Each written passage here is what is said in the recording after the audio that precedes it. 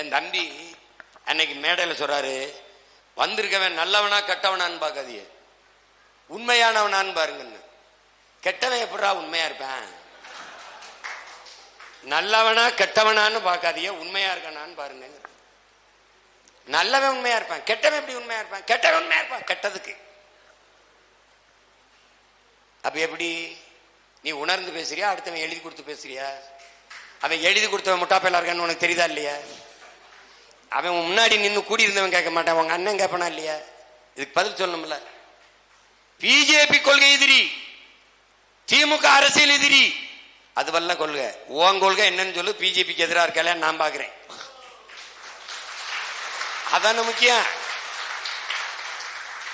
அரசியலுக்கும் கொள்கைக்கு என்ன வேறுபாடு இருக்குப்பா சொல்லுப்பா. கொள்கை எதிரி, அப்ப கொள்கை வேற அரசியல் வேறைய? யாரா உனக்கு சொல்லிக் கொடுக்குறா யோக்கியப்ப? யாரா அதெல்லாம்? எவன்டாவன்?